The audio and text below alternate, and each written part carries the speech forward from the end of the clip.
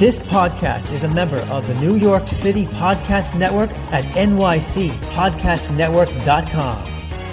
Visit us to listen to over 250 amazing podcasts just like this one.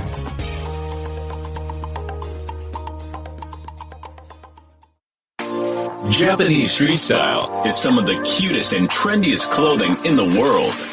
Introducing Cherry Goddess Women's Clothing and Accessories, the hottest original and cute clothing company. We offer tops, clothes, accessories, shoes, dresses and skirts, and comfortable homeware that we guarantee you will love. Cherry Goddess Women's Clothing, super cute Japanese style clothing.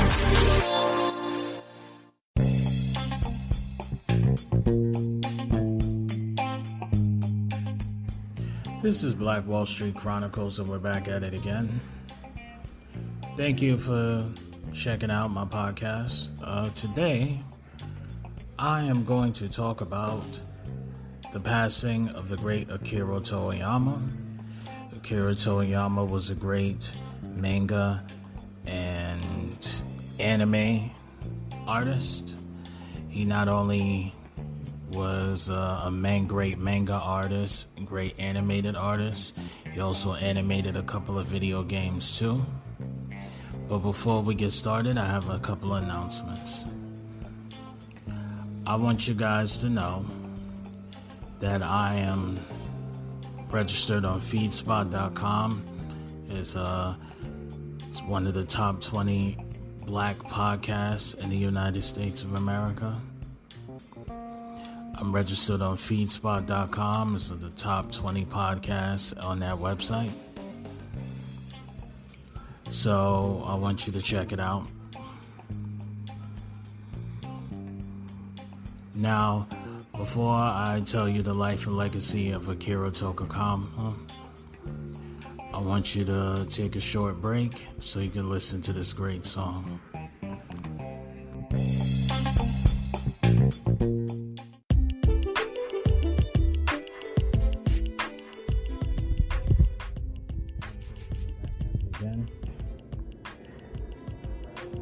Yeah, so I'm going to talk about the death of the great Akira Toriyama. I'm going to tell you how I feel about Akira Toriyama and how he changed my life personally. And I will talk about how Akira is the greatest manga artist and writer of all time. So, Osamu Tezuka was considered to be the god of manga, the man that created the legendary Astro Boy, said in his obituary that Akira Toriyama,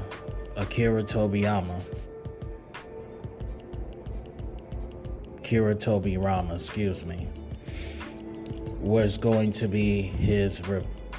to be his successor, that through Dragon Ball Z and Dr. Slump, he was going to be the one that's going to get Japanese anime and manga to cross over to the masses. And Osamu Tezuka was right.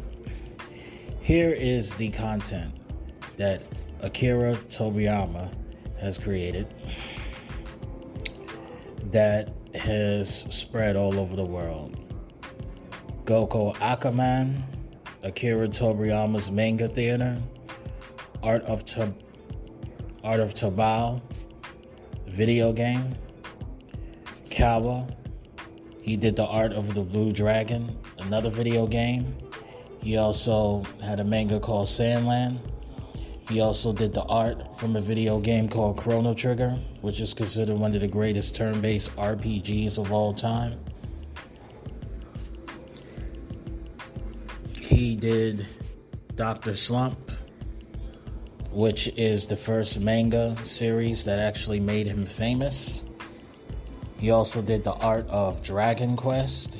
Dragon Quest, a video game RPG franchise that has his art. And he also created his magnum opus, which is Dragon Ball.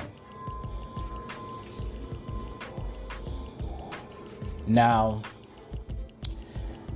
The first time I've ever got into Japanese anime and manga is through Dragon Ball Z.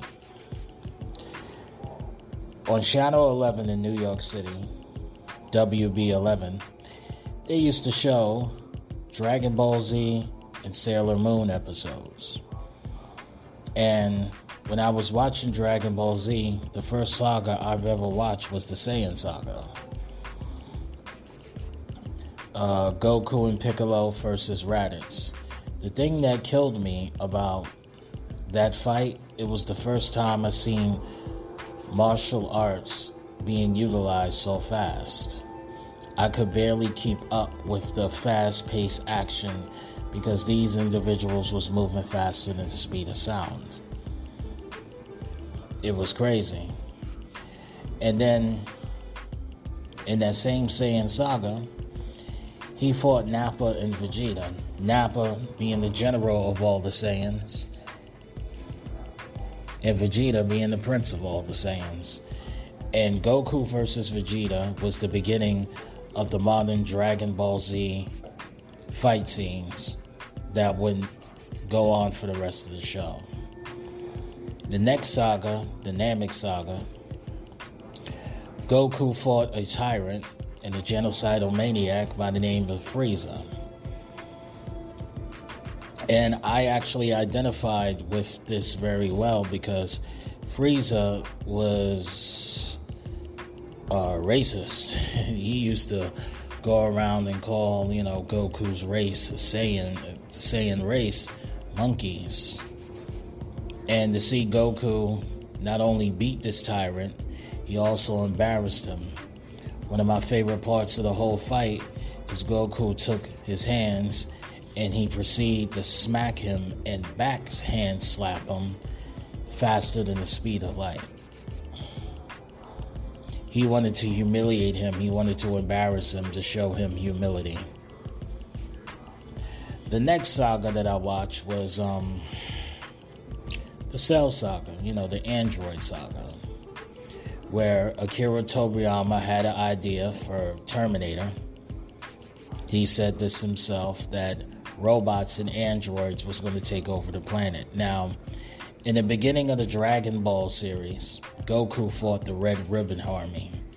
Yeah, Goku was so strong that he fought a military force all by himself. Dr. Gero of the Red Ribbon family got angry, and what he did is he had robots monitoring their movements.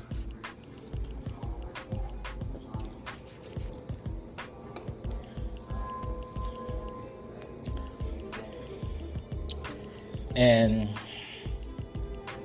those androids, to this day, I still feel are the most powerful villains that Goku and the Z Fighters has faced, because those androids never ran out of stamina.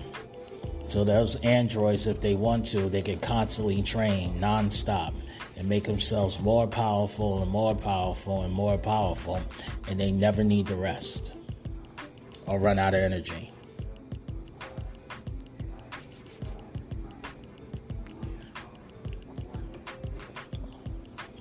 Then you had the Buu saga. You had this overpowered, unkillable alien that they had the ability to destroy galaxies with the palm of his hand.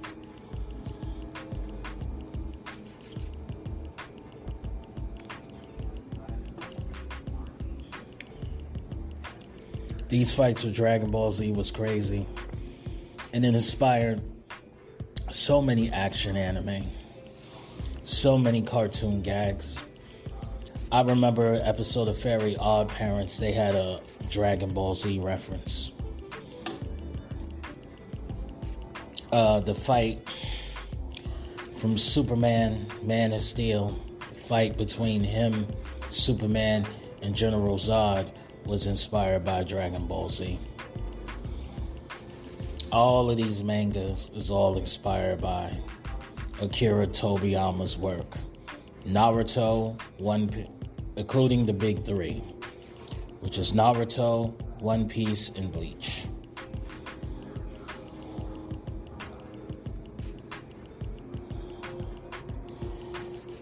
Akira Toriyama. Sorry, I'm pronouncing your name wrong. I'm a little nervous. Akira Toriyama, thank you for everything. I wish your family well, and I will hope that I will meet you in Snake Way, and we can train in King Kai's 10 times gravity, so we can just be as strong as Goku. God bless you and your family. Take care.